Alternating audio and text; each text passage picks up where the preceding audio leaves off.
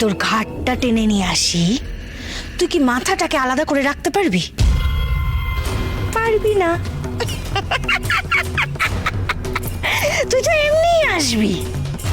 তেমনি রাজকন্যা রূপমতি যখন দেখবে তার ছোট মা কষ্ট পাচ্ছে, যন্ত্রণায় ছটফট করছে, তখন রাজকন্যা রূপমতি এমনি চলে আসবে।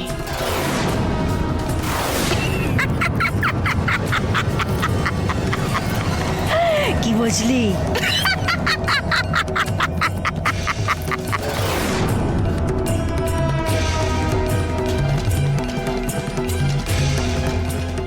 আর তারপর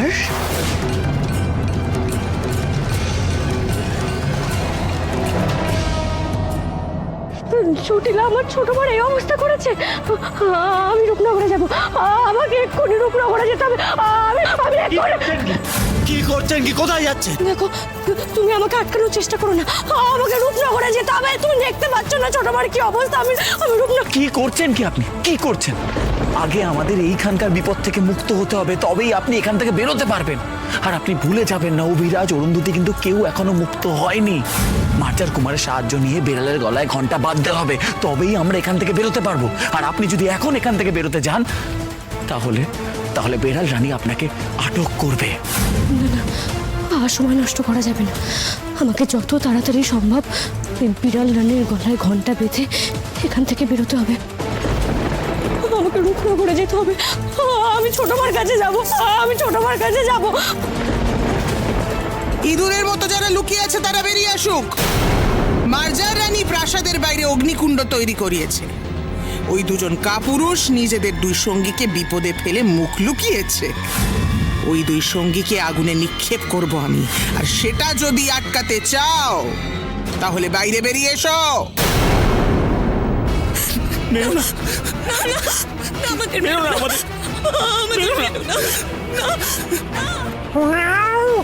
শোনো রানী, রাগের মাথায় এদের আগুনে ফেলো না। তোমার কত শখের ঘন্টা এসব, কেন আগুনে ফেলবে তুমি? তাতে কি হয়েছে?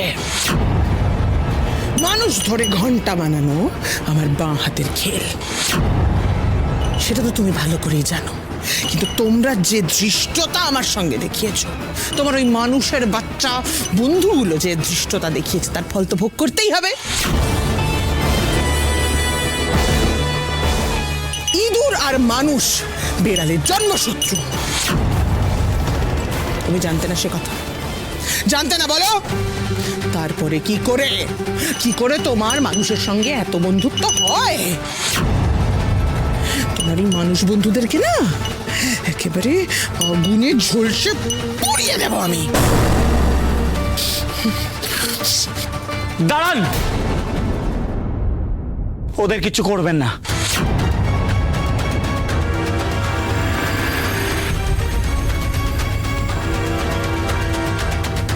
এই তো মানুষের বাচ্চা। কিন্তু তুমি একা কেন? তোমার সঙ্গিনী কই? সে খুব চালাক মনে করে, সে নিজেকে খুব চালাক ভাবছে। আমার গলায় ঘন্টা পরানোর দুঃসাহস দেখিয়েছিল। এখন সে কোথায়? অন্য কোনো ফন্দি আটছে, লুকিয়ে রয়েছে। বেরিয়ে আসতে বলো তাকে। বলো তাকে বেরিয়ে আসতে বলো।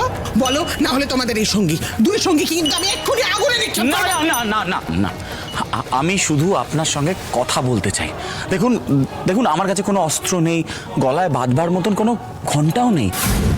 আমি শুধু একটাই কথা আপনাকে বলছি, আমি বোঝানোর চেষ্টা করছি। মানে একটু শান্ত হয়ে আমার কথাটা শুনুন, আমার কথাটা বোঝবার চেষ্টা করুন। আর কিচ্ছু না। ওরে মূর্খ মানুষের বাচ্চা, কথা বলতে বলতে কাছে এসে দুম করে গলায় ঘন্টা পরিয়ে দেবে ভেবেছো? বুদ্ধিতে তোমাদের থেকে আমরা অনেক বেশি এগিয়ে।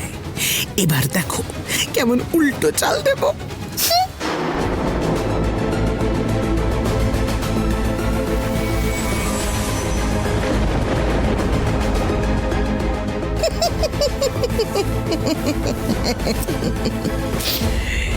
চালাকি হচ্ছিল, আমার সঙ্গে চালাকি হচ্ছিল? কি ভেবেছে তোমার ওই সঙ্গিনী? আবার কোন একটা ফন্দি আসছে তো?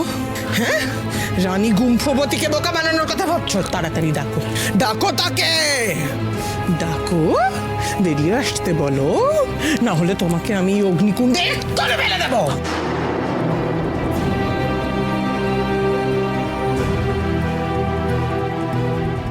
কি করছো কি রানী? রাগের মাথায় এমন সর্বনাশ করো না, থামো।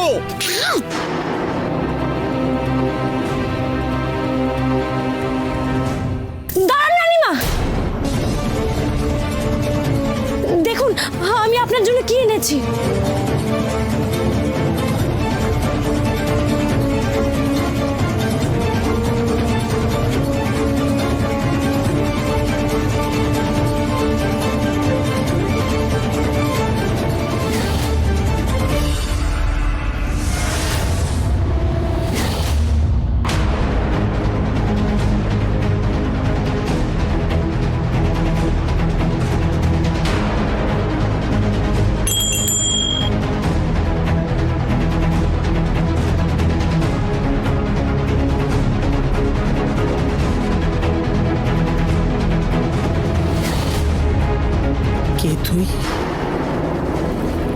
কে তুই আমার মতন হওয়ার চেষ্টা করছিস?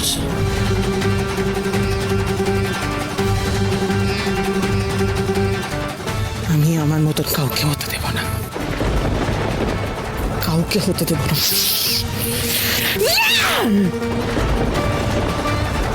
রানীর দুর্বলতা হলো তার প্রতিবিম্ব। আয়না দেখলে সে রেগে যায় আর ভাবে তার মতোই দেখতে আরেকটা বিড়াল রয়েছে ভিতরে, তাই সে প্রাসাদে কোনো আয়না রাখতে দেয় না। এটাই তোমাকে কাজে লাগাতে হবে।